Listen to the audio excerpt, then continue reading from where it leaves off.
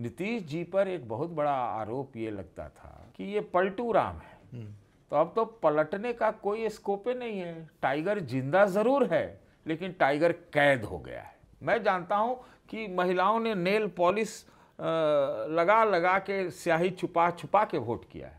कई लोग ने यहां भी वोट दिया वहां भी वोट दिया। तो एसआईआर हुआ क्यों? ये डुप्लीकेशन कैसे हो गया? मेरे ख्याल से मुझे लगता है ये बिहार में चुनाव ही नहीं हुआ।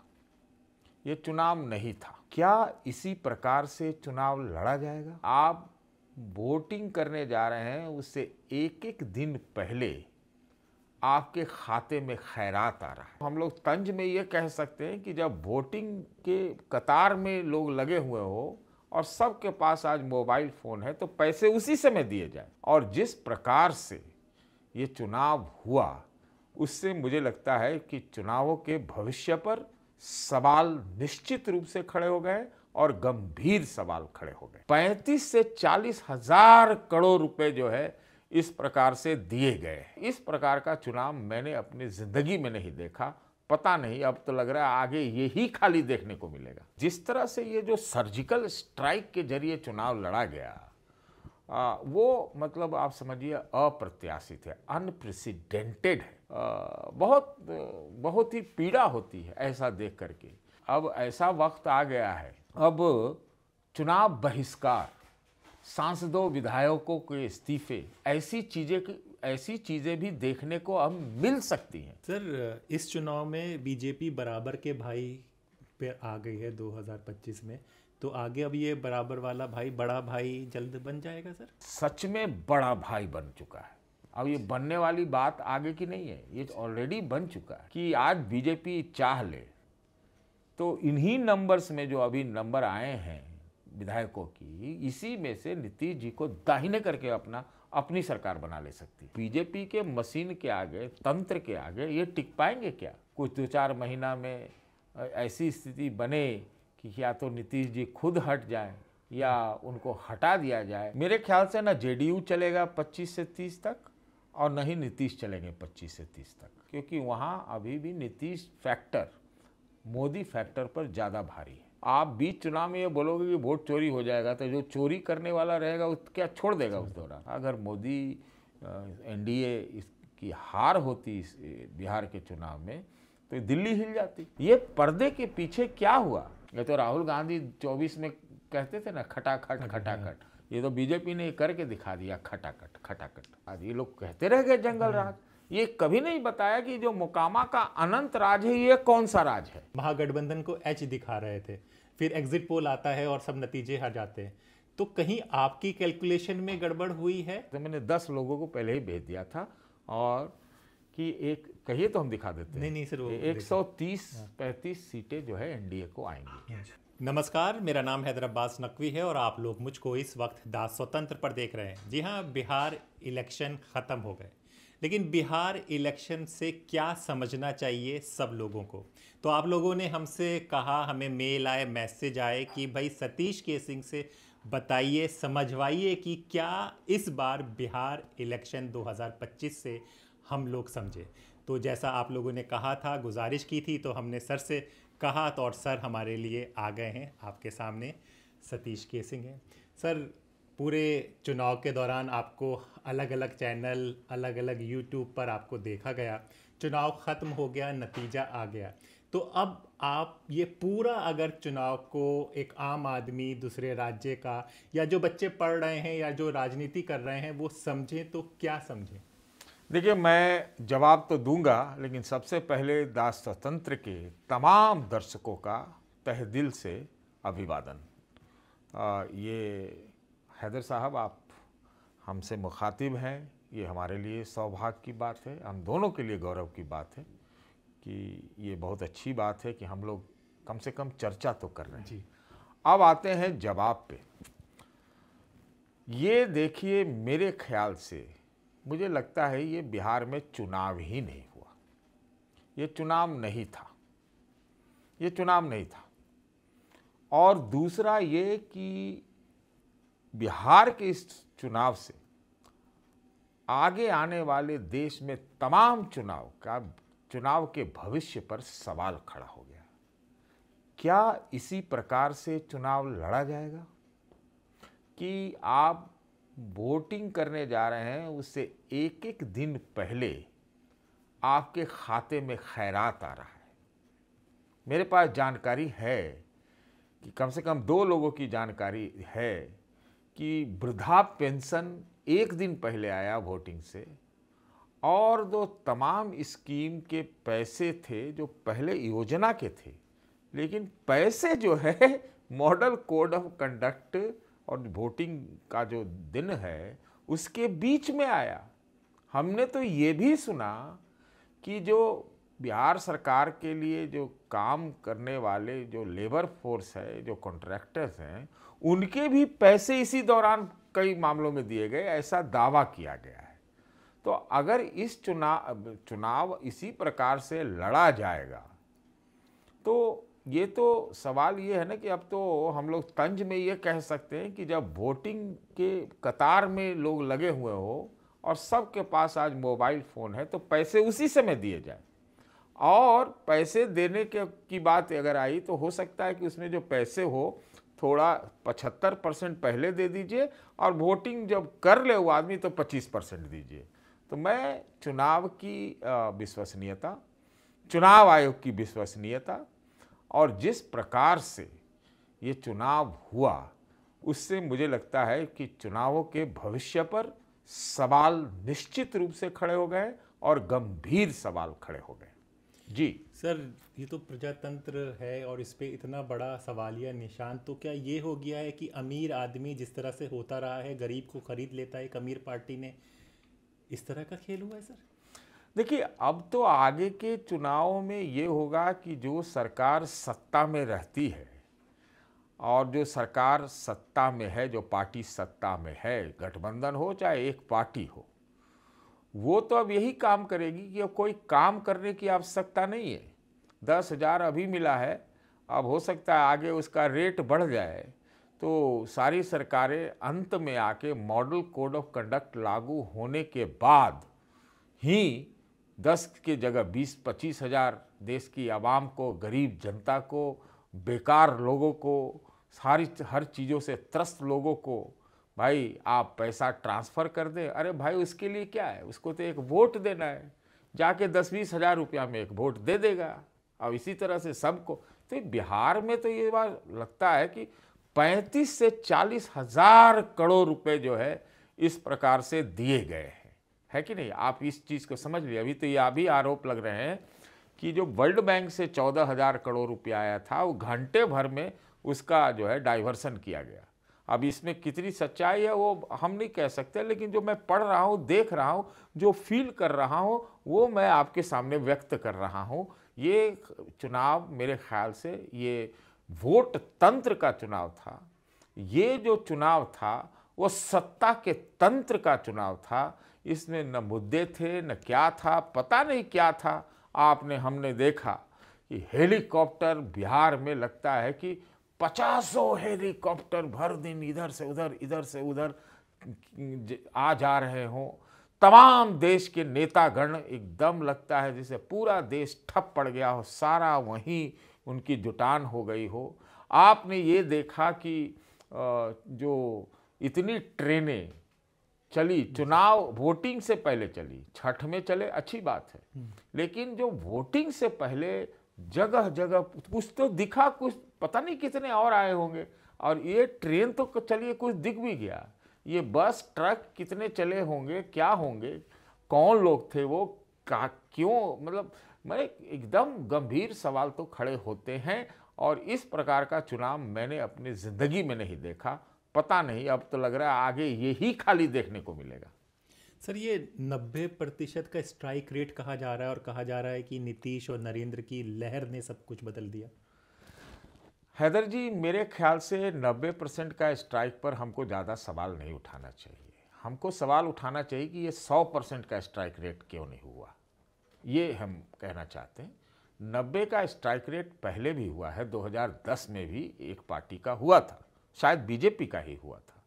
तो हम स्ट्राइक रेट वगैरह पर नहीं जानते। जिस तरह से ये जो सर्जिकल स्ट्राइक के जरिए चुनाव लड़ा गया वो मतलब आप समझिए अप्रत्याशित है, अनप्रेसिडेंटेड है। क्योंकि कई ऐसे विषय हैं जिसकी हमें चर्चा करनी चाहिए। हमारी चर्चा लंबी है, लेकिन आप ये समझिए, ये मतलब ये संयोग है, प्रयोग है, क्या इस प्रकार का एक मुजाहरा किया जा रहा है कि अब इसी ढंग से आगे होगा। SIR इसी बीच हुआ, इसके टाइमिंग पर सुप्रीम कोर्ट ने भी सवाल उठाया। 65 लाख वोट कटे भी, जुटे भी, कहाँ से जुटे, कौन जुटे, क्या हुआ, ये है। स्ट्राइक रेट पर तो मैं नहीं बात करूँगा, स्ट्राइक रेट उसके कारण और भी हो सकते हैं। दूसरा हमने ये देखा कि इसी दौरान सारे मतलब पैसे भी आए, है कि नहीं। हमने और भी कई चीज़ें देखी कि वोट चोरी के खिलाफ दावे करके पहली बार सड़क पर 16 दिन की यात्रा निकाली गई वोट चोरी के ऊपर।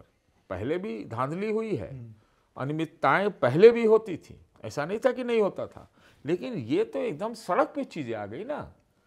तो इससे ये नहीं है कि उनके दावों में दम है या नहीं है, मैं वो इस बात पे नहीं जा रहा हूँ। ये स्थितियाँ क्यों पैदा हुई हैं।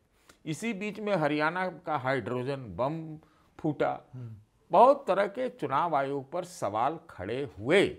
और मेरा सवाल ये है कि जब तेलंगाना, आंध्र, उड़ीसा और हाल में राजस्थान में जब मोबाइल फ़ोन की योजना की घोषणा की थी अशोक गहलोत ने, तो इन चारों जगहों पर इस तरह के स्कीम, जो खैरात वाले स्कीम है, चाहे वो फ्रीबी, जिसको रेवड़ी, जिसको मुफ्त ये कहते हैं, उनको रोका गया चुनाव आयोग द्वारा। तो इस बार क्या ऐसी वजह रही कि नहीं रोका गया, क्या बदला हुआ, इसका तो कोई ना कोई तो किसी को एक्सप्लेन करना पड़ेगा ना, कोई तो जवाब देना पड़ेगा। या फिर मुंह मतलब जो मन मर्जी है, आपको जो मन में आ रहा है, आप दबाव में हैं, आपकी विश्वसनीयता सवाल पे है। आप कहते हैं कोर्ट में जाकर के कि भाई आधार का कोई मतलब नहीं है वोटर वेरिफिकेशन में, और फिर जब सुप्रीम कोर्ट कहता है तो आप 12वां दस्तावेज मानते हैं। इसमें 3 लाख कितना 68,000 या कितना वोट जोड़ा गया, कब जोड़ा गया, किन परिस्थितियों में जोड़ा गया, क्या हुआ, ये तो पूरा मतलब जो है बहुत ही पीड़ा होती है ऐसा देख करके कि भारत का जो एक पहचान पूरे दुनिया में कि हम लार्जेस्ट डेमोक्रेसी हैं, सबसे बड़ा लोकतंत्र है, प्रजातंत्र है। अब अगर यही तंत्र रहा चुनावों का, तो अब क्या इज्जतदारी होगी पूरी दुनिया में। हम कहाँ बढ़ रहे हैं और क्यों ऐसा बढ़ाए जा रहे हैं, ये बहुत बड़े मतलब सवाल खड़े हो गए हैं कि आगे हम किस चीज़ को आमंत्रण दे रहे हैं। हमको तो अब लगता है हैदर जी कि अब ऐसा वक्त आ गया है कि अब चुनाव बहिष्कार, सांसदों विधायकों के इस्तीफे, ऐसी चीज़ें भी देखने को अब मिल सकती हैं। इस मुहाने पर, इस विस्फोटक कगार पर हम पहुंच गए हैं।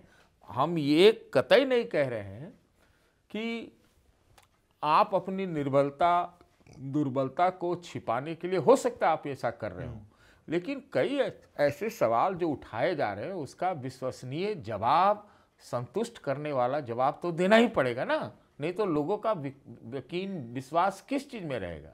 अब आप देखिए कि हरियाणा का हाइड्रोजन बम फोड़ा जाता है, बहुत तरह के सबूत, गवाह और दस्तावेज पेश किए जाते हैं, ये चुनावों के बीच में, बिहार के चुनाव के बीच में। और आप ये देखिए कि कई नेता जो है वहाँ पर जा कर के चुनाव प्रचार में ऐसी बातें कह रहे हैं कि वोट चोरी होगा, तो भाई या तो न लड़ें, या वो कह रहे हैं कि अपनी उपस्थिति दर्ज करा के आगे कोई हो सकता है कोई उनकी योजना हो। तो मैं ऐसा समझता हूँ। अब आप पार्टियों के ऊपर आएंगे, बाकियों पे आएंगे, तो मैं बता सकता हूँ कि क्या है स्थिति। सर पार्टियों पर आएंगे उससे पहले सर हमने खुलेआम देखा कि दिल्ली के नेता दिल्ली में वोट देने के बाद फिर बिहार में भी दिखा रहे हैं कि, तो ऐसा भी सर पहले होता रहा है क्या, ये सब चीज़ें चल रही थी बिहार में? देखिए, अगर चुनाव में अनियमितताएं नहीं होती हो ऐसा मैं नहीं कह सकता। हुआ है, मेरे आंखों के सामने भी कई बार हुआ है, होती थी, लेकिन इस तरह से नहीं होता था। इस बार भी क्या बोगस वोटिंग नहीं हुआ है? मैं जानता हूं कि महिलाओं ने नेल पॉलिश लगा लगा के स्याही छुपा छुपा के वोट किया है। मैं ये भी जानता हूं कि जो लोगों ने कहा, दावे किए कि कई लोग ने यहाँ भी वोट दिया वहाँ भी वोट दिया, तो SIR हुआ क्यों? ये डुप्लीकेशन कैसे हो गया? एक दावा मैं वीडियो देख रहा था कि बीजेपी ऑफिस से एक व्यक्ति ने दावा किया कि वो फलाने आदमी का यहाँ का भी है वहाँ का भी वोटिंग है। तो ये बात है कि ये लगता है जैसे इंडस्ट्री का रूप ले लिया। ऐसा जो है ना, इस तरह से चुनाव पहले नहीं हुआ। होता था, बूथ लूटे जाते थे, बोगस वोटिंग होता था, बूथ कैप्चरिंग होता था, ये सब भी हमने देखा है। हमने तो बहुत 90 के दशक में एक बहुत चर्चित स्टोरी भी की थी, मैंने की थी, कि कैसे बूथ लुटेरे थे, हमें मिल गए थे 8-10 बंदूकधारी, तो मैंने उनका नकाब में करके उनकी पूरा वीडियोग्राफी किया था और वो चला था, पूरे नेशनल दूरदर्शन पे चला था। तो मुझे याद है ये सारी चीज़ें, उस समय भी होता था। लेकिन इस कदर से, इस व्यापक पैमाने पर बोल के ऐलान करके इस ढंग से चीज़ें नहीं हुई थी। और जहाँ तक आपने पूछा गाड़ियों में आने जाने वाला सवाल, अब तो ऐसी स्थिति हो गई कि एक आदमी अगर एक ही दिन में 2 जगह वोट हो, मान लीजिए कि यूपी में हो और बिहार में चुनाव हो, तो एक बार सुबह में लखनऊ वोट करेगा, दोपहर के बाद पटना में कर देगा वोट। अब तो आजकल जहाज़ और सड़क से भी अब पहुंच सकता है। तो ये स्थिति है। बिहार चर्चा में आए बिहार के नेताजी, जिनको मैं व्यक्तिगत रूप से 40 साल से जानता हूँ, 40 साल से जानता हूँ, 1987 से जानता हूँ, अब जोड़ लीजिए कितना साल हुआ। तो उन्होंने तो दिल्ली में भी वोट दिया और अपना बेगूसराय में भी जाके वोट दिया। कुछ लूप होल्स हैं कानून में, लेकिन ये तरीका ठीक नहीं है ना कि आप क्या कर रहे हैं। तो कौन, अगर जो MP लेवल का आदमी ऐसा काम कर रहा हो, तो बाकी तो आम जन है, वो कुछ भी कर सकता है। तो ये सारी चीज़ें हुई। अभी पता चला बिहार में कि जीविका दीदियों को जो कहा गया कि आप स्कूल में मीटिंग करो और उसके बाद गाँव में मीटिंग करो, उनके होते हैं उसमें DM CM करके कुछ ऐसा प्रणाली है, और सबसे ये काम कराया गया। जीविका दीदियों की ड्यूटी लगी मतदान केंद्रों पर। जो जीविका दीदी जो एक चुनाव का समझिए कि पिवटल पॉइंट है, नीतीश जी के लिए था, उन्हीं लोगों की ड्यूटी लगा रहे हो जो एक लाभार्थी रहे हैं।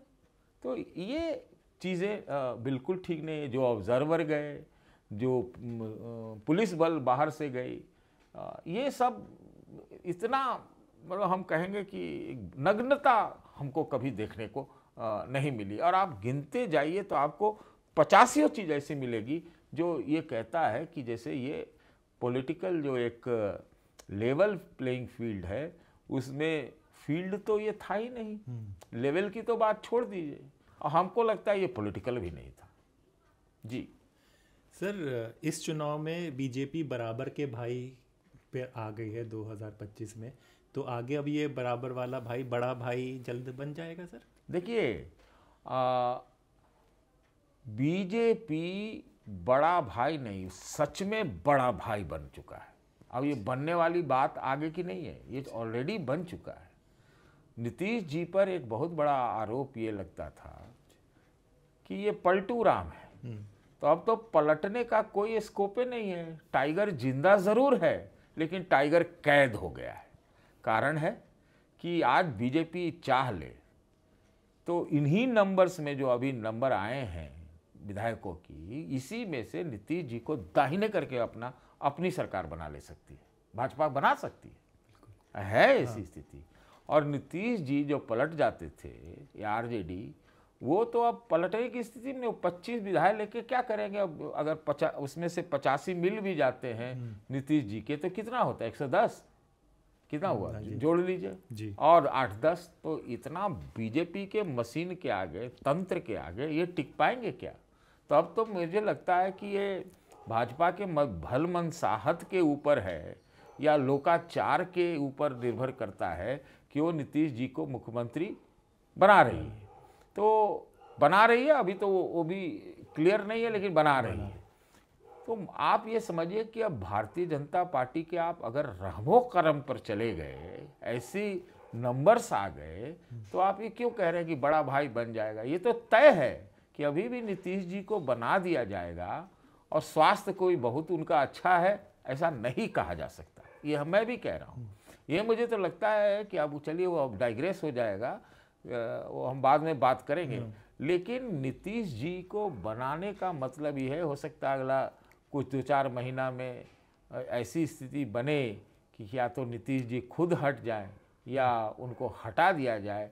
जनता दल यू में कहते हैं लोग कि भाजपा का एक प्रकोष्ठ है, और भी पार्टी जो पैसा वैसा दे करके सब चुनाव लड़ने आते हैं, टिकट लेते हैं, तमाम पार्टियों की बात है, उनको पलटने में कितना मिनट लगता है।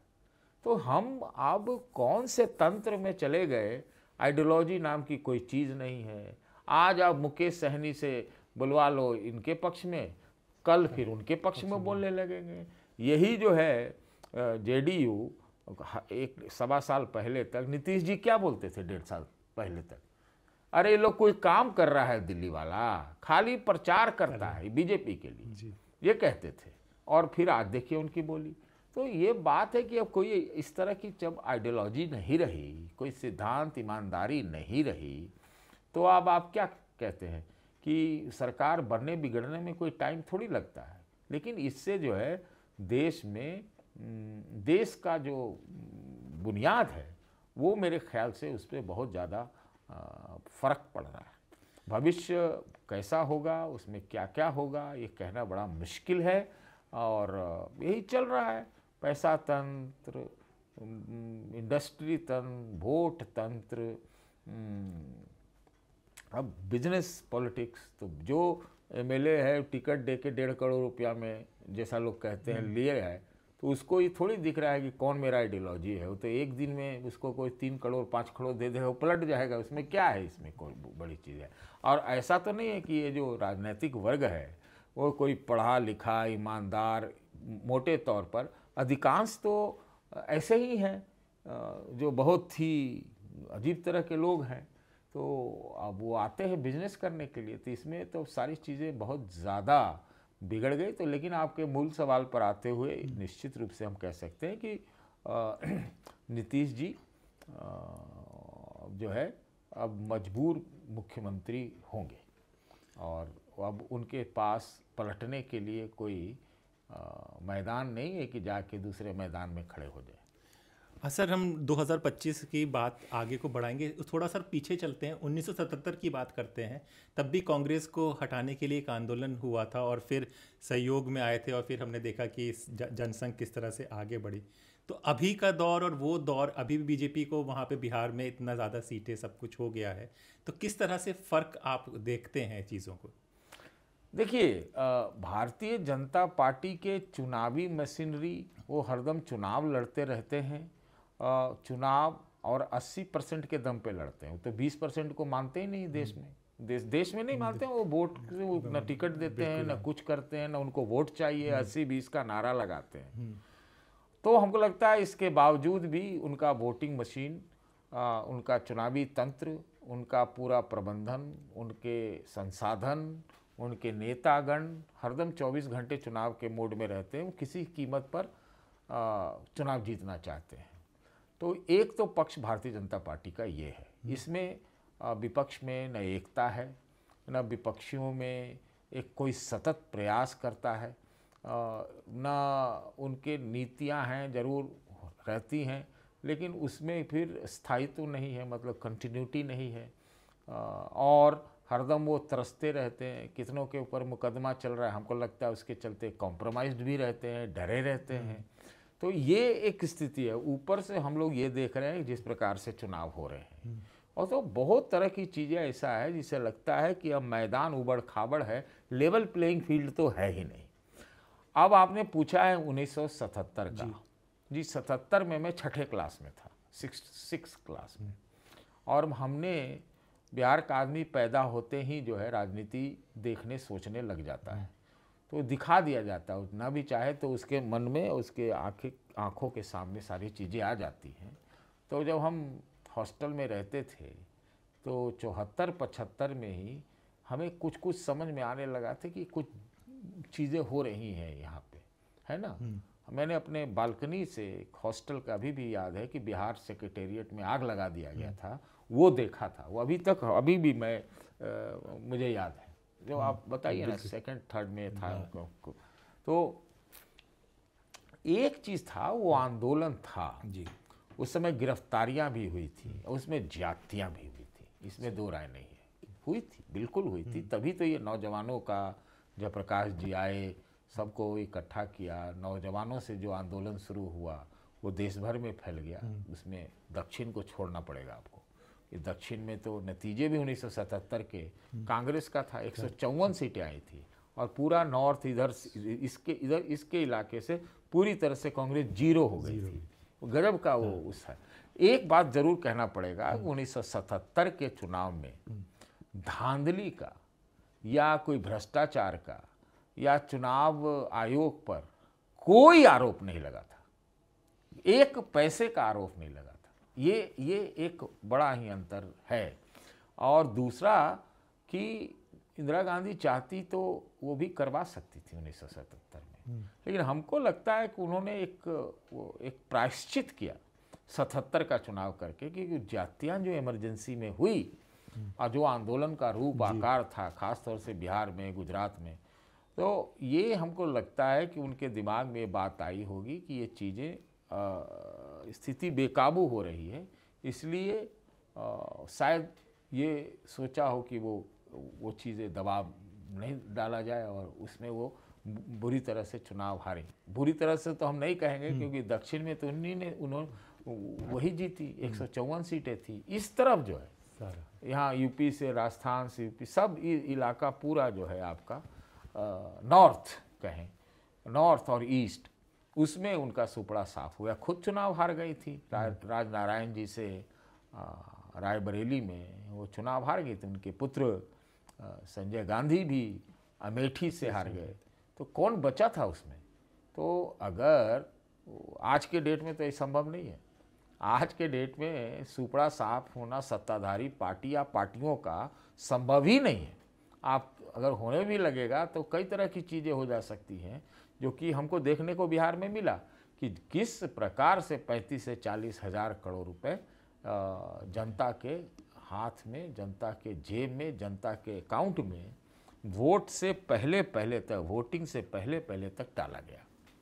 सर, एक नारा था 25 से 30 फिर नीतीश, तो आपको लग रहा है कि जेडीयू और नीतीश 25 से 30 तक चल पाएंगे सर? मेरे ख्याल से ना जेडीयू चलेगा 25 से 30 तक, और न ही नीतीश चलेंगे 25 से 30 तक। ये नीतीश जी के लिए जो हमदर्दी हुआ, अब मैं इस पर थोड़ा विस्तार से कहना चाहता हूँ, आप चूँकि चुनाव के लिए पूछने आए हैं। तो जो नीतीश जी के लिए हमदर्दी हुई, नीतीश जी के द्वारा जो है, माने एनडीए के द्वारा, सरकार के द्वारा पैसे भी दिए गए, वो अलग विषय भी है, लेकिन नीतीश जी के नाम पर ही तो नाम ही नहीं रहा कि भाई मुख्यमंत्री के चेहरा होंगे। इस मामले में तो गठबंधन आगे रहा कि भाई कम से कम वो तेजस्वी यादव को चेहरा के रूप में तो पेश कर दिया, लेकिन नीतीश जी के ऊपर भ्रम आखिरी तक बना रहा। कैसे कि गृह मंत्री जी ने, अमित शाह जी ने कह दिया कि लेजिस्लेचर पार्टी नेता चुनेगी, लेजिस्लेचर पार्टी, अभी लेजिस्लेचर पार्टी होने वाली है, तो लेजिस्लेचर पार्टी चुनेगी, तो उससे भ्रम फैल गया कि नीतीश जी का नेतृत्व जरूर है, ये मुख्यमंत्री पद के चेहरा नहीं है। तो लेकिन उससे जो एक रोष फैला, और बिहार में चुनाव जीतने के लिए जरूरी था कि वो नीतीश जी का ही चेहरा सामने रखें, क्योंकि वहाँ अभी भी नीतीश फैक्टर मोदी फैक्टर पर ज़्यादा भारी है। ये तो एकदम सिद्ध हो गया कि एक व्यक्ति जो 20 साल का मुख्यमंत्री हो और उसके खिलाफ 2020 में लगभग सत्ता से वो बाहर हो गए थे, उस समय भी बेईमानी का आरोप लगा था, उसके लिए एक सिंपैथी वेव चला, लोगों का कोई उनके खिलाफ इस ढंग का कोई रोष ही नहीं था। और इसी में मैं जोड़ना चाहता हूँ कि मैं समझता हूँ कि महागठबंधन जो है, या तो चुनाव लड़ी नहीं, उनको पहले ही पता था कि रिजल्ट क्या आने वाला है, या फिर वो ऐसा सोचती थी कि कोई नीतीश जी के साथ हाथ मिलाया जाएगा, इसलिए उन्होंने हमला ही नहीं किया नीतीश के ऊपर। नीतीश के ऊपर हमला इस चुनाव का एक केंद्र बिंदु हो सकता था कि आप पलायन, बेरोजगारी, अव्यवस्था, मोकामा का अनंत राज आदि आदि को मिला करके आप सिर्फ नीतीश पर हमला करते और ये हमला जोरदार होता। जब आप 20 में कर सकते हैं 25 में क्यों नहीं किया? तो वो नहीं किया। इसी हमको लगता है इसी माइंड से कि आगे हम लोग मिल जाएंगे, इतना सीटें तो आएंगी ही, ये हो सकता है। तो हमको लगता है कि महागठबंधन चुनाव नहीं लड़ी और महागठबंधन में बहुत तरह के गांठ थे, इसमें भी कोई शक नहीं है। आप बीच चुनाव में ये बोलोगे कि वोट चोरी हो जाएगा तो जो चोरी करने वाला रहेगा वो क्या छोड़ देगा उस दौरान? मैं एक बात बोल रहा हूँ, तो वो बात है।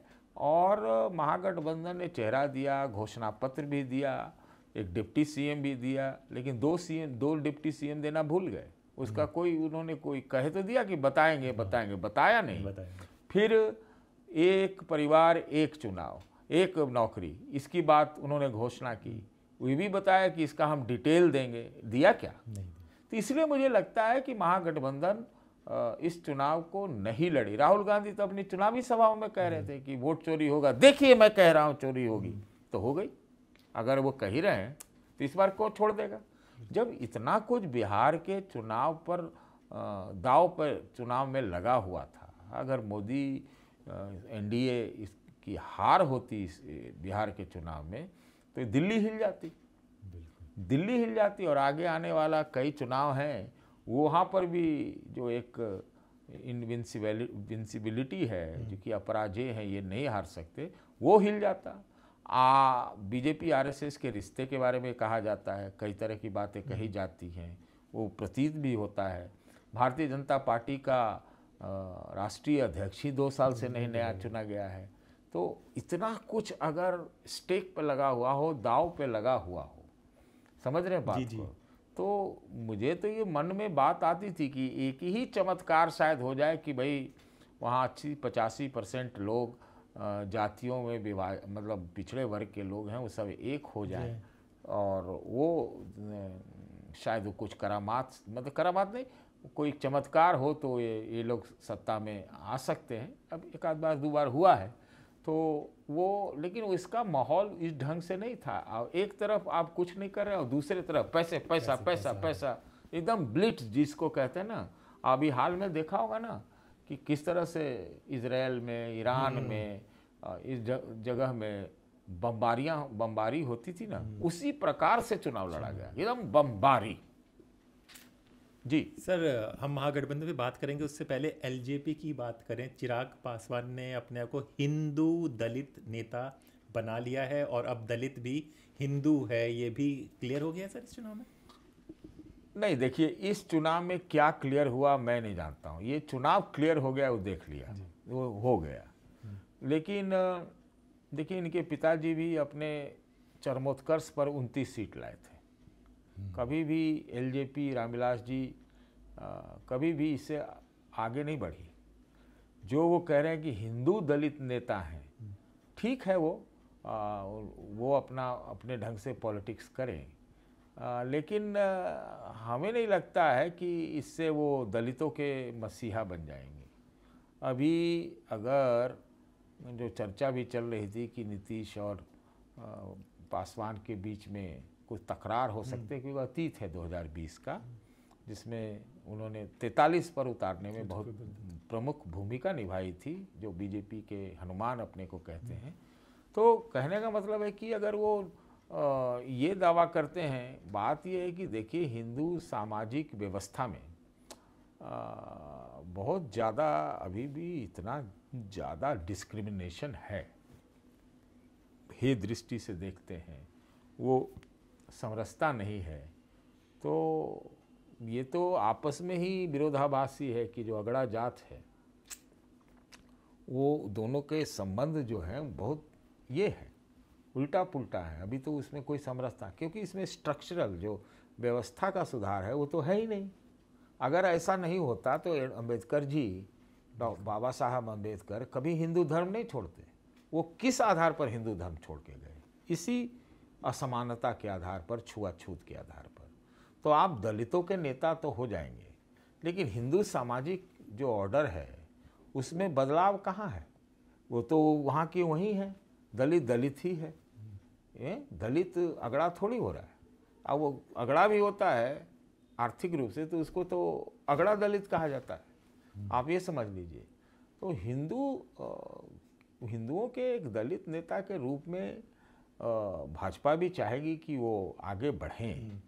ये एक राजनीतिक बिसात पे चीज़ें कहती हैं, लेकिन वो तो A to Z वाले न हैं, बिहार फर्स्ट, बिहारी फर्स्ट वाले। ये दोनों चीज़ें कहाँ से मिलती जुलती हैं, ज़रा ये बताइए। बिहार फर्स्ट माने क्या? बिहार फर्स्ट माने पूरा बिहार। तो फिर ये कहाँ से हिंदू दल? ये तो कॉन्ट्राडिक्शंस हैं, विरोधाभास है। एक तरह से अपने आप को प्रस्तुत, स्थापित और प्रचारित करने का एक तरीका है, ऐसा है। हाँ, ये बात सही है आपकी, मैं मानता हूँ इस बात को। अगर आप नहीं भी पूछ रहे तो मैं बताऊँ कि आरजेडी और समाजवादी पार्टी उत्तर प्रदेश में, ये दोनों की एक बहुत बड़ी जो उनके लिए लिमिटेशन है या उसमें उनको विस्तार करना चाहिए, क्योंकि वो जो है दलित समुदाय और यहाँ तक कि महिलाएं, इनके बीच में पैठ जिस प्रकार से करना चाहिए वो नहीं कर पाए अभी तक। इसलिए वहाँ MY फैक्टर माना जाता है। यहाँ तो इन लोगों ने PDA किया है, लेकिन उसमें काम तो करना पड़ेगा। और हम तो देख रहे हैं कि मायावती भी थोड़ा एक्टिव हो रही है और एक्टिव की जा रही है। तो ये, और अब तो ओवैसी जी भी कह रहे हैं कि अब अगला निशाना तो यूपी है। तो ये सारी चीज़ों का जो इनके ऊपर हमला होगा, जो चुनौती होगी, इसको सुधार इसमें करने के लिए तो इनको कुछ करना तो पड़ेगा।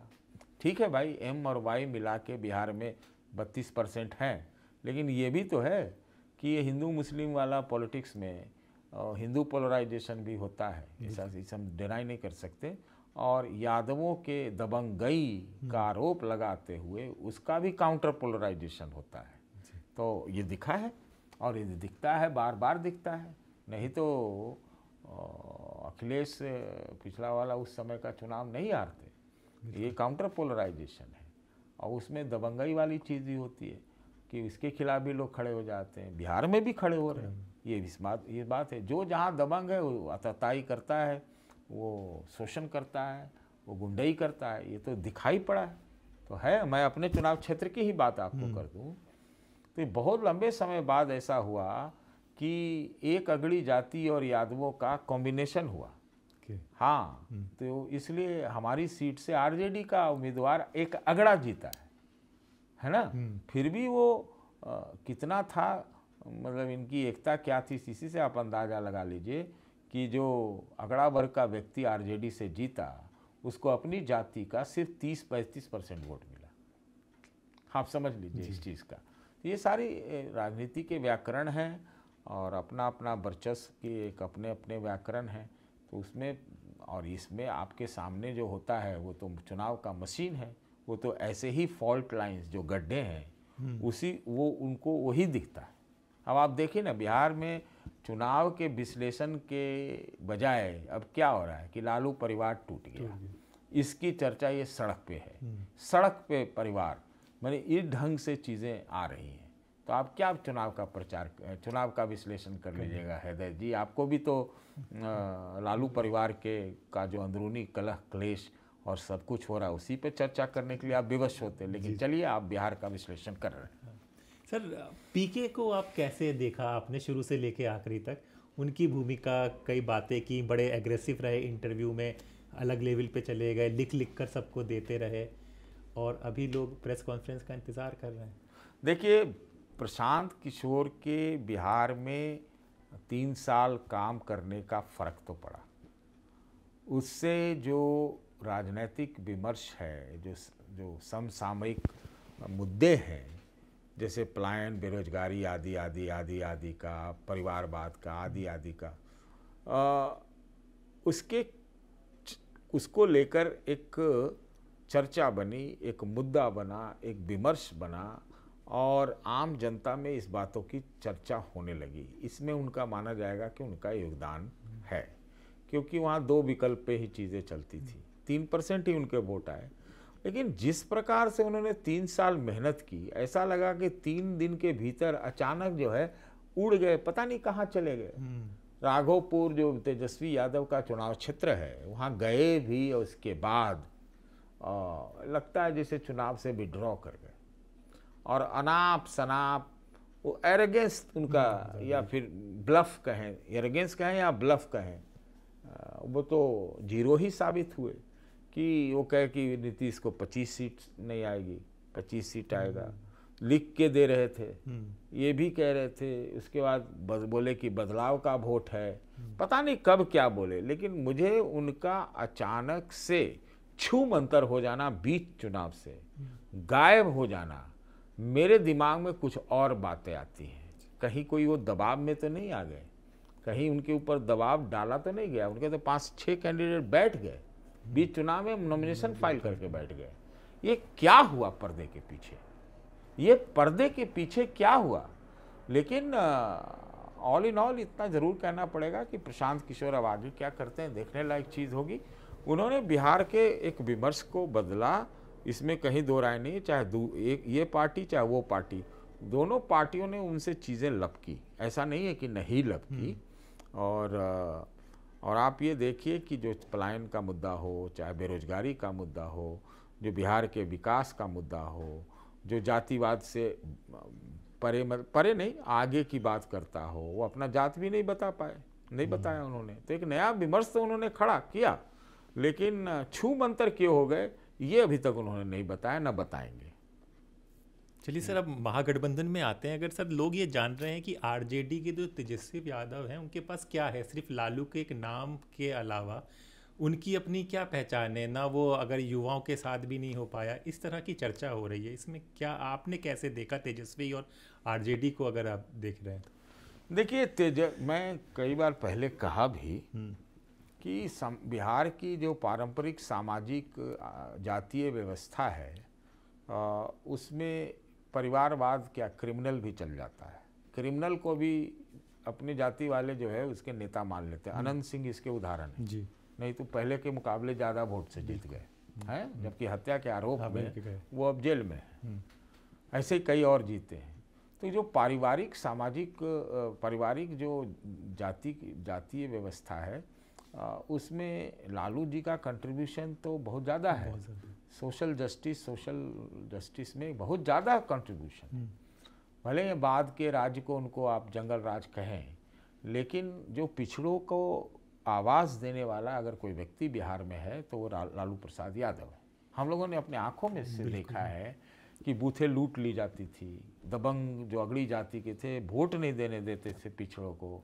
वो जो बूथ लगती थी वो पिछड़े वर्ग के जातियों के लोगों के गांव में नहीं लग के बगल पंचायत में अगड़ी जाति वालियों के लग, ये सब था और दबंगई थी, इसमें कोई दो राय नहीं। तो जो उनका लेगेसी है लालू का, वो और उनके परिवार उनके बेटे हैं, तो वो तो इनके वो विरासत में दिया गया। और टू बी फेयर मैं ये भी नहीं कहूँगा कि उन्होंने उस विरासत को अपनाने का एक प्रयास किया। इन्होंने भी एक एजेंडा दिया नौकरी रोजगार का, और वो बहुत चला। पिछली बार तो 2 महीने में लगा कि जैसे वो सरकार बना देंगे। 5-7 सीटों का तो फर्क ही था, लेकिन उन्होंने नीतीश जी को हिला दिया, इसमें दो राय नहीं है। तो और रोष थी जनता में, उस वक्त आक्रोश था और लोग त्रस्त है बेरोजगारी से। बेरोजगारी की बिहार में इमरजेंसी है, इसलिए तो 3 करोड़ 60 लाख लोग तो पोर्टल पर रजिस्टर्ड हैं। और आप पूरा देखिए तो ऐसा लगता है ये लेबर कॉलोनी है देश का, ना कोई इंडस्ट्री है ना कुछ है। सबसे युवा प्रदेश भी वही है, पूरे देश में सबसे ज़्यादा युवा वहाँ है, और गरीबी भी है, पलायन भी है और सब कुछ है। तो मुद्दे तो हैं, तो उनको मुद्दे भी विरासत में मिले और पारिवारिक विरासत भी मिला और सोशल जस्टिस का भी विरासत में मिला।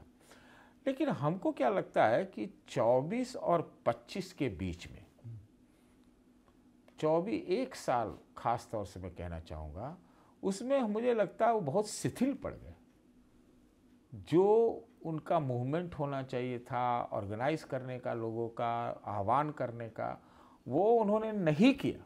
ये मैं कई जगह ये बात को बोल भी गया कि मुझे नहीं लगता है कि तेजस्वी का आप नाम तो आप बोलते हैं कि नंबर 1 पे हैं मुख्यमंत्री के उम्मीदवार, लेकिन उससे ज़्यादा तो ज़मीन पर प्रशांत किशोर एक्टिव रहे।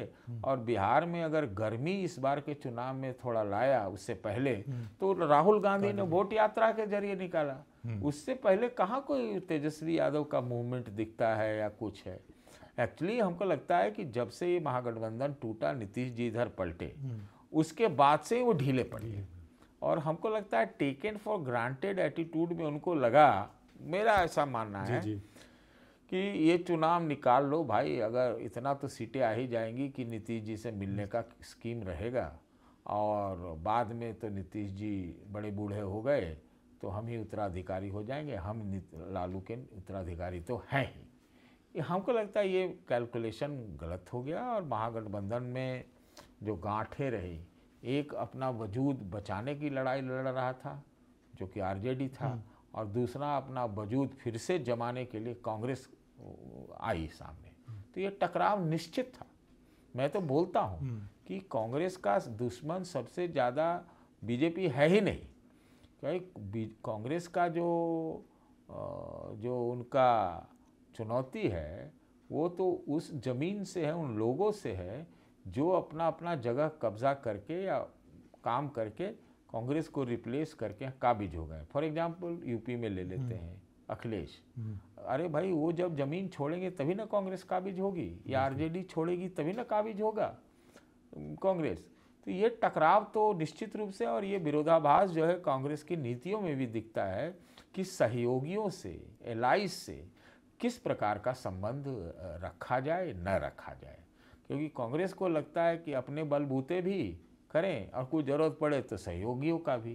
तो ये विरोधाभास जब तक नहीं रुकेगा कि अगर गठबंधन करना है, एलाइज करना है, INDIA गठबंधन को मजबूत करना है, तो जो बुनियादी सवाल है उसका पहले आप उत्तर ढूंढ लीजिए, तभी चीज़ें आगे बढ़ेगी। नहीं तो जस के तस रहेगी, यही टकराव की कहानियाँ आएंगी और इसका नुकसान होगा। जो कि बिहार में भी, मैं नहीं कह रहा हूँ कि जो जिस तरह से वोट हुआ, वोट तंत्र की बात नहीं कर रहा हूँ, और भी जो चीज़ें हैं कि जैसे आप, कोई मतलब नहीं है कि आप इतना लेट लगाएंगे मुख्यमंत्री का चेहरा देने में।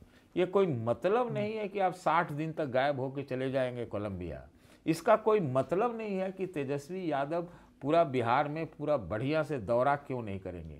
इसका कोई मतलब नहीं है कि आपके घोषणा पत्र को इतना देर होगी।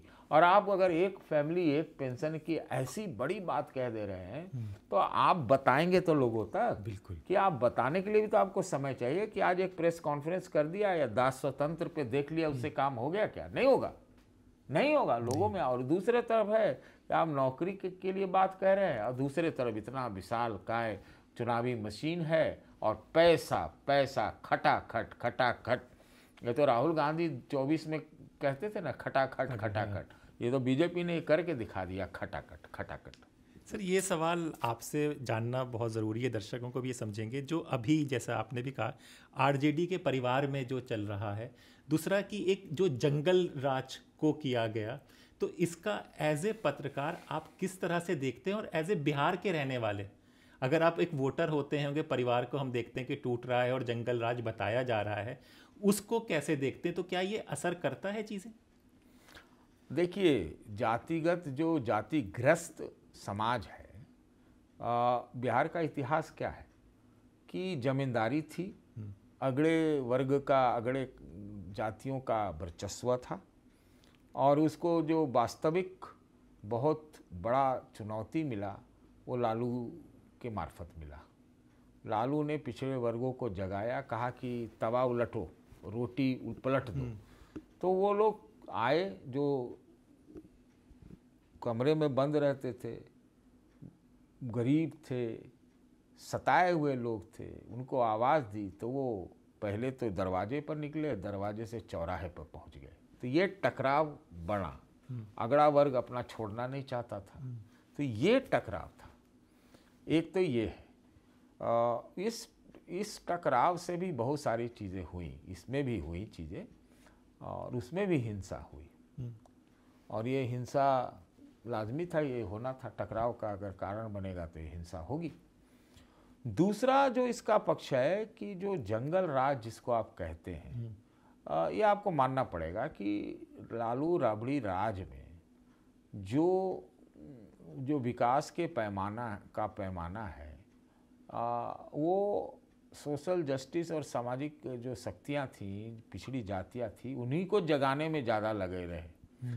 जो विकास के काम थे वो काम नहीं किए। ये सच्चाई है कि भाई ऐसा क्या था कि जो सड़क बना, जो अस्पतालें चलनी शुरू हुई, जो बिजली है, ये सब नीतीश जी के राज में इसको विकास बताया गया। आप ये सोचिए, ये तो बुनियादी ज़रूरतें थी, क्योंकि वो पीछे नहीं हुआ था, कमी रही थी, न इंडस्ट्री लगे न कुछ हुआ। तो नीतीश जी ने इसको कुछ सुचारू किया, अच्छे उसको कुछ किया, तो उनके सर पे ये ताज बन गया, जिनसे उनको सुशासन बाबू कहा जाने लगा। लॉ एंड ऑर्डर को भी उन्होंने सुधारा, इस बात सच है कि सुधारा उन्होंने। लेकिन ये तो बुनियादी चीज़ है ना आज की, ये तो स्टार्टिंग पॉइंट है। पलायन जो है हमको लगता है 50 गुना बढ़ गया होगा नीतीश जी के काल में। कोई इंडस्ट्री लगी क्या? 20 साल ऐसे बर्बाद हो गए, कुछ नहीं लगा, है कि नहीं? बेरोजगारी, जितना युवा प्रदेश, सब कुछ नहीं हुआ। तो जंगल राज की जो बात है, वो जंगल राज इसलिए हुआ, वो कोर्ट का एक टिप्पणी थी कि एक तरफ चारा घोटाला में फंसे, दूसरा कि जो है उस समय लास्ट में ये बात सही है कि जिसको हम लोग पिछड़े वर्ग की उत्थान या आवाज़ के रूप में देखते हैं, उसमें यादव समुदाय के बहुत लोगों ने दबंगई का रूप धारण कर लिया। जब दबंगई हुआ, वो हुआ, इसमें कोई दो राय नहीं कि नहीं हुआ, तो वो जो यादवाइजेशन ऑफ क्राइम होने लगा ना, तो उसमें कुछ बहुत सारी ऐसी सुर्खियों में आने वाली चीज़ें, घटनाएं, हिंसा, हत्याएं आदि आदि हुई, जिससे वो जंगल राज कहलाया। और दूसरा इसके साथ ये भी था कि चलो ये तो माफिया तो कहीं देश में ऐसा नहीं है कि नहीं है, बिल्कुल है ना, मुंबई अंडरवर्ल्ड जाना ही जाता है, लेकिन वहाँ जो विकास के पैमाने हैं वो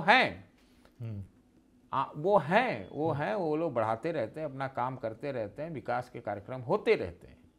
लेकिन क्या दिल्ली में, हरियाणा में गुंडाई नहीं है? यहाँ भी जाति है, बिल्कुल, यहाँ भी जातियाँ हैं, दिल्ली में भी जातियाँ हैं, जम के जातियाँ हैं। हम तो जानते हैं, इसलिए बता रहे हैं आपको। क्या यहाँ पंजाबी और वैश्य वोट का ये नहीं है क्या? हरियाणा में जाट नॉन जाट नहीं चलता क्या?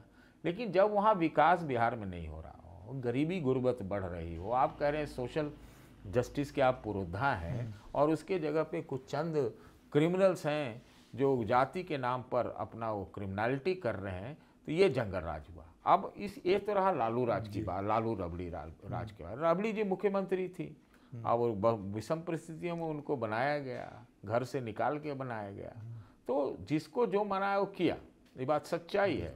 ये हमने भी फील किया है कि 6 बजे के बाद से हम पटना से अपने गांव नहीं जा सकते थे, एकदम संभव ही नहीं था, एकदम असंभव था, एकदम सच्चाई है। और उस समय बिजली उजली आती थी तो ये बड़ी बड़ी खबर है गाँवों में, अब तो ऐसा नहीं है। तो लेकिन एक पक्ष ये है, लेकिन दूसरा क्या है कि जो उस पक्ष को इतना उभार दिया जाता है, उसको रोकने और तोड़ने के लिए, उसका काउंटर करने के लिए इनके पास मशीनरी नहीं है, वो नहीं है। वो जहाँ से प्रबंधन की बात आती है, क्या नीतीश जी के राज में 70,000 हत्याएं हुई या नहीं हुई पिछले 20 साल में? अनंत सिंह नाम का व्यक्ति आरोप में जाता है तो सब कहते थे ये जंगल राज, ये लोग कहते रह गए जंगल राज। ये कभी नहीं बताया कि जो मोकामा का अनंत राज है ये कौन सा राज है। बात आप समझिए। बिल्कुल। तो ये तो जीता जागता उदाहरण था इस वक्त कि ये क्या हुआ कि कैसे होता है दिन दहाड़े एक व्यक्ति को, भी अपराधी था, अपराधी अतीत का आदमी है ना, लेकिन वो फिर दब जाती है चीजें। उस दबी हुई चीजों को उभारने के लिए, काउंटर करने के बाद को लेकर आपके पास मशीन है, आपके पास सामर्थ्य है तो आप करिए, नहीं तो आप जो प्रचार युग है, ये प्रचार तंत्र है आज, ये आपकी आवाज़ दब जाएगी, जो प्रचार आप करना चाहते हैं लोगों के मन में घुसा दिया जाएगा। ये है पूरा पर्सपेक्टिव। जी सर, एक चीज़ और ये बता दीजिए, क्या यादव जो लोग हैं वो तेजस्वी यादव से अब कनेक्ट नहीं हो पा रहे हैं? क्योंकि अगर देखा जाए कि अगर कोई बच्चा यादव का, तो उसका आइडल तेजस्वी यादव होंगे कि अखिलेश यादव होंगे, तो इस हिसाब से वोट उनके कटे नहीं है। एक तो ये बात तो होगी क्योंकि यादव अब अपने आप को एक प्रोग्रेसिव और चीज़ें पढ़ने लिखने में आ रहे हैं, तो वो एक कनेक्शन मिस हो रहा है क्या सर कम्युनिटी से? देखिए, तेजस्वी में बहुत सुधार करने की आवश्यकता है। जी। उनका कनेक्ट जो है पिता के नाम पर ही है, हाँ। और उन्होंने कुछ रोजगार वगैरह के जो नारे दिए वो है। लेकिन इसके बावजूद भी क्या होता है कि आपको लोगों से मिलना, लोगों के कार्यक्रमों में शरीक होना, गांव-गांव में तरफ दौरा करना, लोगों को बुलाना, बिठाना, उनसे मिलने मिलाने का सुनते हैं कि बहुत दिक्कत है।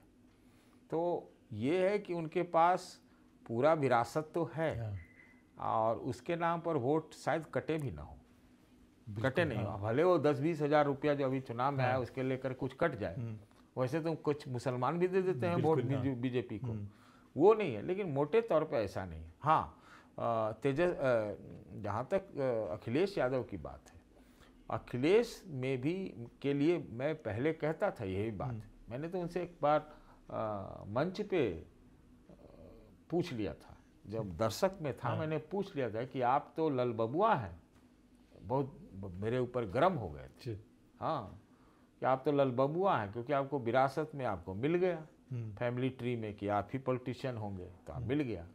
लेकिन एक जो नेता होता है, वो नेता को जनता स्वीकार करती है नेता, तो आप जनता को पहले स्वीकार तो बढ़िया से करें, उनके तक पहुंचे तो उनसे कनेक्ट तो करें। ये अखिलेश ने बहुत बदलाव किया, इसमें दो राय नहीं, बहुत बदलाव किया। लेकिन क्या तेजस्वी ने वो किया है? A to Z का फार्मूला दिए, वो ठीक बात है, किया उन्होंने, विस्तार देने की कोशिश की कि भाई खाली यादव मुसलमान नहीं रहे, वो किया। लेकिन उसके साथ जो कांग्रेस के साथ दिक्कत है, राहुल गांधी के साथ दिक्कत है। यात्रा कर गए 5000 किलोमीटर, 7000 किलोमीटर, सब कर गए। उनका संगठन आज जैसा है वैसे ही आज से 2 साल 4 साल पहले था। फॉलो अप नहीं किया उन्होंने, वो बेचारे चलते रह गए, पैदल यात्रा, वो तरह तरह की यात्रा करते रहे, और ये कांग्रेसी जो है हमारे आपके साथ जैसा कोट टाई पहन के अपना मौज लेते रहे। तो उनका संगठन तो जीरो है, कुछ नहीं है। तो आपको फॉलो अप करना पड़ता है। तो आपके पास विरासत भी है, आपके पास नीतियाँ भी हैं, आपके पास क्या कहते हैं विजन भी है, और सब कुछ है। लेकिन आपका कनेक्ट नहीं है, आपका लोगों के बीच में आना जाना, और रेगुलर, ये नहीं कि आप डुबकी मार लें बिहार में नदी में तो आप हो गए मल्लाह के नेता, ऐसा होता नहीं है कि नहीं? आपको मत मारो डुबकी मत मारो, लेकिन उन्हीं के बीच में उनकी समस्याओं में डूबे रहो, ये है ना बात। तो ये चीज़ हमको तेजस्वी में कमी नज़र आती है। तो बहुत लोग होता है कि मैं आपके लिए एकदम, आपके लिए मैं बहुत डेडिकेटेड हूँ, समर्पित हूँ, लेकिन मैं आपके घर जाऊँ या आपके लोगों से बात करूँ और मुझे कोई एहसास ही ना हो कि ये मेरा कोई तवज्जो दे रहा है, तो आप कट जाते हैं। इसके बावजूद भी हो सकता है आप यादव होने के नाम पर आप शायद वोट दे दें, लेकिन जो एक बढ़ चढ़ के संगठित करके अपना योगदान देना हम नहीं देंगे। सर बस आखिरी 2 सवाल हैं। एक सवाल सर ये कि सर 11 सीटें मुसलमानों ने जीती हैं, 17% की उनकी आबादी है, तो बिहार का मुसलमान मतलब कि पढ़ा लिखा पूरी बिहार ही सब जानते थे, राजनीतिक काफ़ी अवेयरनेस होता है, तो क्या अब ये AIM ही मुसलमानों की अब दूसरी पसंद होती जा रही है, बाकी कांग्रेस और रीजनल पार्टियों से? यही ट्रेंड हम आगे भी देखेंगे क्या? देखिए, आप कोई भी व्यक्ति आएगा, वो आपकी कमियों को पहचान के उसमें उसके जो है फिल इन द ब्लैंक्स करने की कोशिश करेगा। AIMIM ने वही काम किया है। वो बरसाती दुल्हन है। बिहार में पूरे 5 साल में आपने कुछ नहीं उनका सुना होगा, लेकिन चुनाव के वक्त आए, लोग कहते हैं कि बीजेपी के बी टीम है। ये हो भी सकते हैं, उनके कार्य देखने को मिलती है ऐसा कि भाई ऑपरेशन सिंदूर हुआ तो विपक्ष के नेता को तो विदेशों में डेलीगेशन ले जाने का मौका नहीं मिला या पार्ट बनने का मौका नहीं मिला, लेकिन ओवैसी साहब को मिला। आप समझिए। तो आप मुसलमानों का जो मुद्दा है इस वक्त बहुत भयंकर, माने बहुत ही गंभीर मुद्दा है। अगर उसमें लुक्का छिपी आप खेलेंगे, या तो खुल के आइए, आपको तो लगता है कि ये लोग हिंदू हिंदू बीजेपी वाले खुल के करते हैं, आप मुसलमान मुसलमान छुप छुप के करते हैं, तो ये एक विरोधाभास है। आपको फिर ममता बनर्जी जैसा चलना पड़ेगा, है कि नहीं? बिल्कुल। आप ये नहीं सोचिए आपको, तो उसकी वो जगह प्राप्त कर रहे हैं। और जो दिखाया उन्होंने बिहार में 5 सीटें 6 सीटें जीत के, हालांकि वो सब के सब पुराने जेडीयू वाले हैं, आपको मैं बता देता हूँ, है ना। पिछली बार भी जीते थे, सब के सब आरजेडी में मिल गए थे। लोग तो कहते हैं नीतीश जी ने कहा था कि आप अपने यहाँ ले लो जो भी आरजेडी को, उन दोनों में कॉम्बिनेशन बड़ा बढ़िया चलता है, आरजेडी और जेडीयू में, यानी लालू और नीतीश में चलता है। तो अब कैसे चलेगा पता नहीं, लेकिन आप अगर ठीक से ठोस ढंग से चीज़ों को नहीं करोगे तो ये तो और बढ़ेगा, और ये तो भारतीय जनता पार्टी को सूट करता है। अब अगर उत्तर प्रदेश में AIMIM आती है और बिहार के जो सक्सेस है उसको लेकर आएगी, अभी तो बंगाल भी जाएगी, वो ऐसे ही इसी जगह जाती है। आप देखिएगा वो गुजरात में भी ठीक ठाक अपना पैठ लगाएगी, तो इससे नुकसान किसका होगा? या तो उनको साथ कर लो विपक्ष में, नहीं तो उनका जम के काट निकालो कि ये तो एक कोई अलग एजेंडा से चल रहे हैं, या जो भी है। आपको ये चीज़ तो मैं समझता हूँ ये एक कॉन्ट्रडिक्शन है और ये चुनौती है, ये तो हो सकता है। हाँ सर, एक ये सवाल बस चलते चलते ये है कि अगर शुरू से चुनाव आप देख रहे थे, आप कर रहे थे, तो आप जैसे कि वीडियोस भी आपके आएंगे, लोग उसको ट्रोल भी कर रहे हैं कि आप महागठबंधन को एच दिखा रहे थे, फिर एग्जिट पोल आता है और सब नतीजे आ जाते हैं। तो कहीं आपकी कैलकुलेशन में गड़बड़ हुई है या फिर क्या हुआ है, इसको भी एक बार क्लियर कर दीजिए सर। देखिए, महागठबंधन को एक समय में मैंने एज बताया था। क्यों बताया था बताता हूँ, क्योंकि मुख्यमंत्री का चेहरा उन्होंने दिया और बीजेपी की तरफ से भ्रम हो गया, भ्रम कर दिया गया नीतीश के चेहरे को लेकर। और मुझे भी ये लगता था यहाँ से कि महागठबंधन को एक सोशल कैलकुलस पर एक एज हो सकता है, क्योंकि अगर ये विरोधाभास पैदा हो रहा है नीतीश जी के चेहरे को लेकर के, तो ये हो सकता है। मैं बुनियादी रूप से अगर आप पूछेंगे तो मेरे कैलकुलेशन में हमें पता थी कि ये क्या होगा। ये मैं आपको आपके सामने ये मोबाइल फ़ोन दे रहा हूँ और आप कहिए तो मैं निकाल के दिखा दूँ। मैंने 10 लोगों को पहले ही भेज दिया था, और कि एक कहिए तो हम दिखा देते हैं। नहीं सर, 130-35 सीटें जो है एनडीए को आएंगी, क्योंकि अगर आप हम ये कहिए कि आपको अगर एज है, अगर आपको एज है तो एज तो था ही, लेकिन एज कैसा है उस पर आप कुछ काम करोगे तब ना। आप घोषित करो, आप चलो, आप साथ में चुनाव प्रचार करो, सबको लगे कि वो लड़ता हुआ नजर आए, अपने नीतियों को जनता तक पहुंचाओ। इस मामले में एज था, लेकिन मेरे मन में कभी नहीं ऐसा था। एक चमत्कार मैं जरूर मानता था कि बिहार को अतीत को देखते हुए, तो ऐसा मेरे दिमाग में नहीं था। मैं तो आपको अंदर से ये बता दूं कि जिस दिन ये चुनाव के नतीजे आ रहे थे, मैं 4 बजे सुबह उठा और मेरे दिमाग में ये बात आई, मेरा दिमाग ने ये कहा कि ये जो नतीजे आए हैं इसी प्रकार के नतीजे आएंगे। अब मैं आपको सच बता रहा हूँ, क्यों, उसके अपना मेरा कैलकुलेशन है, और सच में ये हो गया। हमें पता थी कि हमको ये लगता था, देखिए एकदम परफेक्ट ये चुनाव है, कौन कह सकता है। मुझे लगता था कि कहीं पीके को कांग्रेस से ज़्यादा सीटें ना आ जाए, ये भी मैं बोल रहा हूँ। हाँ, आपको बोल रहा हूँ, उनके गायब होने के बावजूद भी AIMIM को लेकर मैं बहुत श्योर था कि उनको सीटें आएंगी, है कि नहीं। हाँ, ये सब लोग कहते हैं कि नहीं इस बार AIMIM का जोर नहीं था, लेकिन ऐसे अप्रत्याशित नतीजे का अनुमान मेरे दिमाग में तो बिल्कुल नहीं था। ये तो मानेंगे हम, अब वो जो जिनको ट्रोल करना वो करें, लेकिन मेरे दिमाग में ऐसा नहीं था। अगर जो, और ये क्या होता है कि वो जो हार जाता है वो तरह तरह के कारण गिनाता है, लेकिन जो बहुत सारी चीज़ें चुनाव के दौरान हुई है, जो आज सवाल खड़े हो रहे हैं, तो शायद मेरा अनुमान सही था। और मेरा ये फर्ज है कि चूंकि आपने प्रश्न मेरे से किया है, मेरे से आपने प्रश्न किया है, तो मैं आपको दिखाऊं कि किस तारीख को मैंने ये, आप थोड़ा सा आपका वीडियो रुक जाएगा। जी जी जी, कोई नहीं, वो तो आपको मैं दिखाता हूँ क्योंकि ना ये सवाल पूछा जाएगा जब आपका ये इंटरव्यू चलेगा हाँ। कि भाई इन्होंने तो ये कहा था, तो उसका हम नहीं, इन्होंने क्या कहा था, ये जरा उनको ये पूछिएगा जी, कि जी। इन्होंने क्या क्या कहा था, वो सब समग्रता में लेके बिल्कुल। चलें। मुझे आप जी, जी, सर। ये हमको पकड़ नहीं सकते। मैं ही वो बोलने वाला था आदमी कि ये राहुल गांधी बिहार के चुनाव के साथ न्याय नहीं कर रहे हैं, जो 60 दिन से जाके कोलंबिया में बैठे हुए हैं।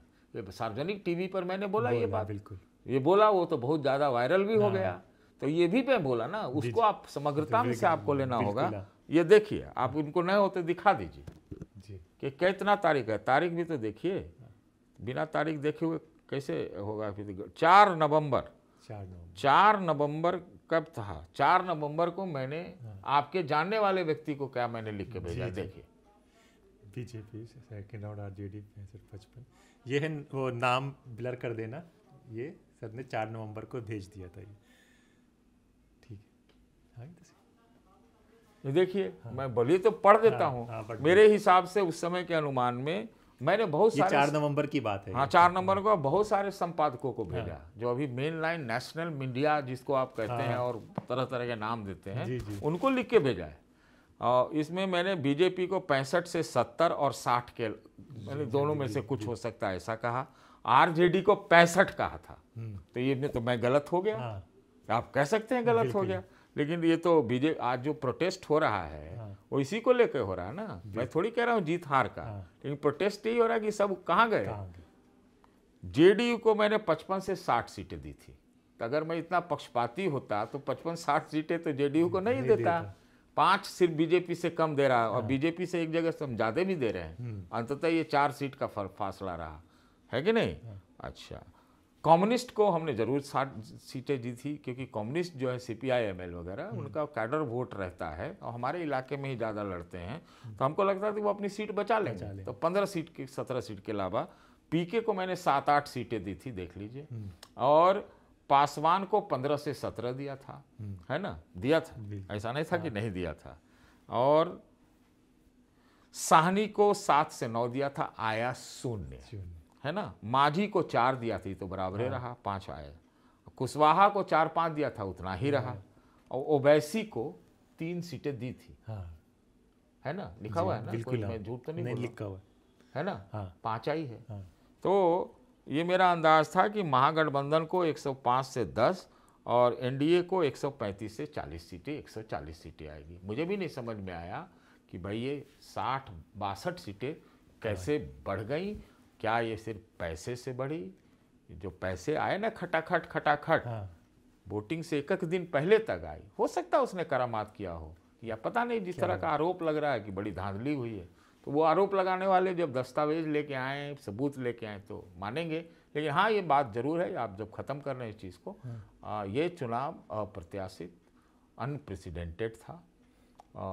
इसमें कोई लेवल प्लेइंग फील्ड नहीं था। जीतने वाला जीतने पर आमादा था और हारने वाला लगता है वो चुनाव लड़ा ही नहीं। सर एक और सवाल, क्योंकि आपके साथ वो दोनों पैनल में रही हैं, कंचना यादव और प्रियंका भारती, तो अभी ट्रोल पूरी सेना उनके पीछे पड़ गई है, तो उसको आप किस तरह से देखते हैं सर? बस देखिए, ट्रोल तो आज तो ट्रोल वालों की तो ये स्थिति है कि वो अभी कोर्ट पे पड़ जाते हैं, किसी के खिलाफ वो पड़ जाते हैं। जब उन्होंने उनको एक निर्देश आया, एक फैसला किया, तो किसी के पीछे पड़ जाएंगे, है ना। ये लोग जो ट्रोल करने वाले लोग हैं, वो लोग जो बदतमीजी करते हैं, उनका भी तो ट्रोल होना चाहिए। बिल्कुल।